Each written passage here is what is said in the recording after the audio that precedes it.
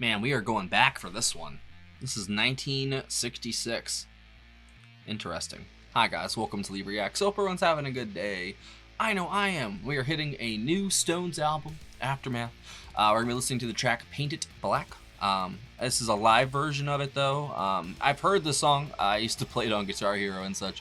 But this is like a live version of it from 1966. I don't know what show it's a part of or what, but this is sent in, of course, by our patron Scott.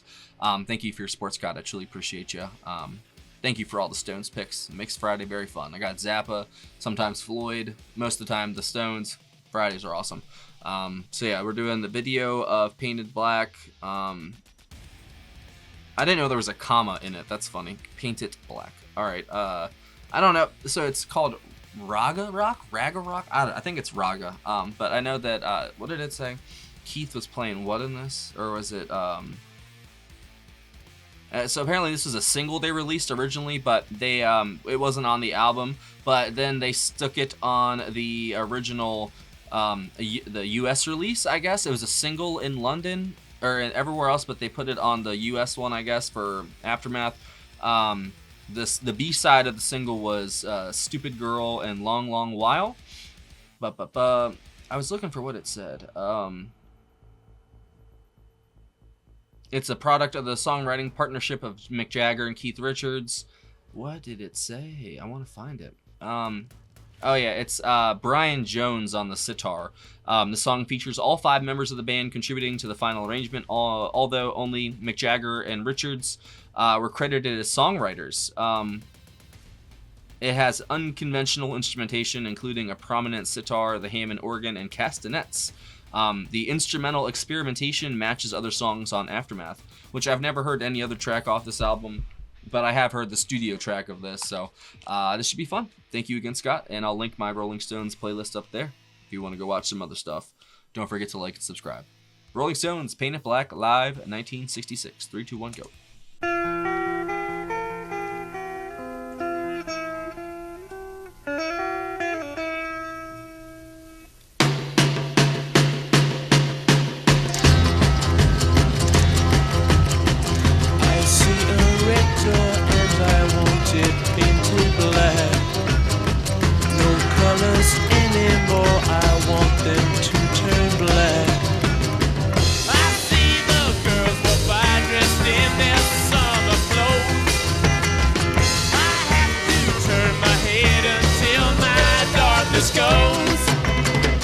I see a line of cars and they are painted black, with flowers and my love both never to come back. I see people turn their heads and quickly look away, like a newborn baby, it just happens every day. I look inside myself and see my heart is black. I see my red door, I must have it painted black. Maybe then I'll fade away and not have to face the facts. It's not easy facing up when your whole world is black. No more will my green seagull turn a deeper blue. I could not foresee this thing happening to you. If I look hard enough into the setting sun, my love will laugh with me before the morning comes. I see this is the most like contained I've seen him. Painted black. No colors anymore. I want them to turn Charlie's black. steady, bro.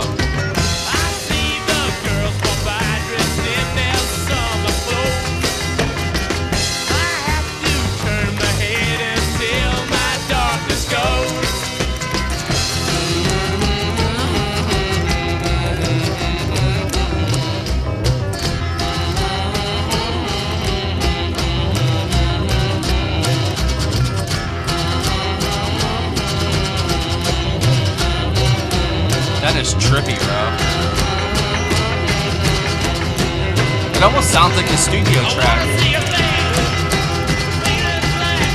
But there is differences, I feel like.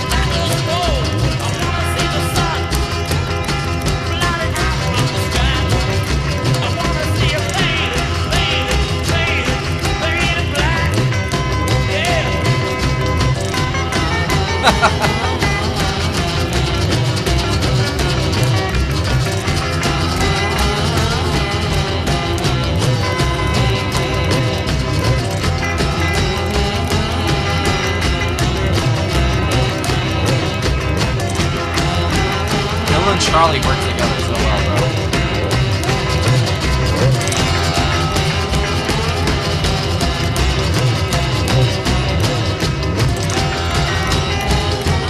Charlie kept that steady beat the whole time, man. That was the most reserved and like contained I've ever seen Mick Jagger like behave on stage. I'm not gonna lie, and that might have to do with like the contents of the song and like what it's about. You know, it's about grief and like dealing with loss. I think it's a guy lost his wife or girlfriend, and he wants to paint everything black because he's mourning. And I guess I get it. That could probably be up for interpretation other ways, but that's kind of what I get from it. And he's seen all these other girls walk by in their summer clothes, and he's just not happy. And obviously, who would be, in this hypothetical situation?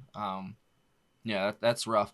But I think he actually it did the song more service, by him being like that, honestly, because it did have some weight to it, because you're used to him strutting around doing his thing, but he was very other than that like finger point, and him moving around a little bit, that was pretty much him contained. And I think that was really a brilliant addition to that video, And then there's all that other like footage from other live shows kind of like cut in throughout the video, so that kind of makes me feel like this is like a fan-made thing or something. I could be completely wrong though. It didn't seem like it was live at some points, but then some points it did, because it sounded a little bit different than the studio track. So maybe it is live, but it was just weird that they cut away for so long. That just makes me feel like it's because there was a point where his mouth was moving and nothing was being played audio-wise. So I don't know. Maybe the sync's messed up, but I did enjoy the video. It was cool seeing Brian sit up there and just be, it's always funny watching sitar players, because they're just like on their own little throne, or like their own little cloud. Basically, they're kind of like hovering there. It's almost like it's some Buddhist stuff, they're just hovering there playing the sitar. I think that's pretty cool. And I think that's the highlight of the song, is the sitar, and then obviously Charlie on drums, dude. That thumping beat and that tempo is kept throughout. I mean, just note for note, bro. Him and Brian, like I said, him and Bill work together so well. And like the Stones have such an underrated rhythm section. Because, everyone talks about Keith Richards, talks about Mick Jagger, talks about whoever else, but they really do, I think, bring a lot to the songs that people don't recognize as much. But it's not like I'm talking to people about the Rolling Stones that much, so I could be completely wrong, and they're like the most heralded rhythm section in history. I don't know, because I don't talk to people about them except you guys online. So I don't know. But from my view, and everyone else, they talk about all these other bands and all their, I don't know. I feel like, Bill and Charlie are very underrepresented. Sort of just, at the Doors, everyone talks about Jim, but John and Ray and Robbie are just so integral to that band, and I feel like that's what, sort of is with Charlie and Bill. They did a great job here. So did, that sitar is just fantastic. Brian killed that, the way that it kind of pairs off with Keith's guitar throughout, and kind of, weaving in and out of each other. It's really cool. It's an interesting sound for them. And you could hear the percussion driving everything really well, but like on top of the sound was Mick Jagger and that sitar. It's just a perfect blend of the higher and lower right there. I loved it. Thank you, Scott. I'm going to read off this. All right, so Mick Jagger, lead vocals and writer. Keith Richards, harmony vocals, lead and acoustic guitars and writer. Brian Jones, sitar, acoustic guitar. Bill Wyman, bass. Hammond organ, Hammond organ, it's an orca. Hammond organ, maracas and cowbell. Charlie Watts, drums, castanets and tambourine. And then Jack Nietzsche on piano as well. Painted Black came out in 1966 as a single, and they look so different on that single. Look at that. They look so different, man. That's so funny.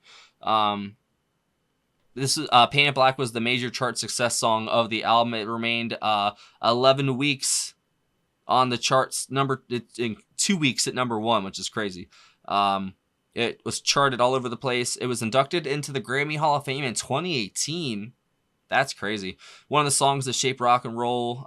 It's been on every compilation album, basically, for the Stones. And I'm looking at the live performances. I don't really see a 1966 one. they probably have got albums of it, that we should. There's the, what was it? Get Your Yayas Out or something like that. That was their live album. Maybe they've got one on there too. Because like, to be honest, this felt like just like footage, and like the audio was just kind of synced over. So I don't know. Maybe it's the official video. I think I got it from their channel, so maybe it is. I don't know. But that was awesome, Scott. You can feel the mourning in that song. Like, you can feel the grief and just the anger, the unplaced, anger. You don't know where to direct it at, and that's what happens with trauma. That's usually what most anger is deep down. It's pain. People just lash out. Some people lash in, some people lash out, from their anger and their, and it's usually just a byproduct of some kind of despair or, some kind of trauma. I hate using that word because it's such a cliche these days, but that is basically what it is. And you take the mask off of anger, and it's grief, basically. And that's really what it is. And people grieve in all kinds of different ways. And, I grieved for like 15 years. I still am grieving, the loss of my father.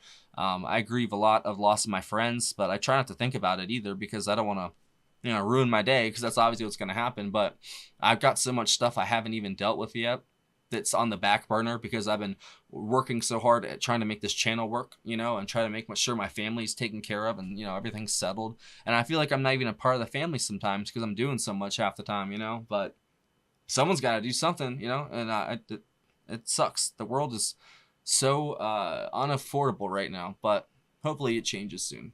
We'll see, right?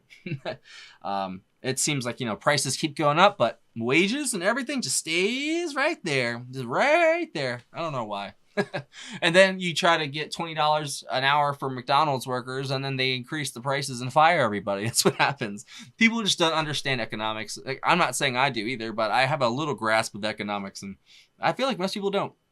But that's it. I definitely would say that Brian Jones on the sitar was a highlight, and then the lyrics and just overall feeling of the song were definitely a highlight. And of course, Charlie's just a beast, bro. I think that's it, though. Thank you for watching, guys. If you have any other picks by the Rolling Stones, leave it down below. There should be like a pinned comment if you have another track from this album. There may be like a live album, Get Your Yayas Out. I think that's what it's called. I'd love to go back to that one because, the videos are fun, but I really want to like dive into their stuff because like I already knew this song and it didn't really feel like there was much of a variation from the live or from like the studio version in this. So it was fun to watch though. So thank you, Scott. I appreciate that. Hope you guys have a good day. I will see y'all the fuck later. Oh, you're still here? You watched the whole video? Thanks, I appreciate it. We have a really cool Patreon community. If you look down in the description of the video, there is a link to our Patreon page. Join the $15 tier or up, you get one free request a month. You get access to all of our block videos, full album reactions, our Discord server. The list goes on. That's about it. But if you can also send it in via PayPal as well, it's also there's a link for that in the description too. That's for tips and requests as well. Thanks for watching. I'll see you later.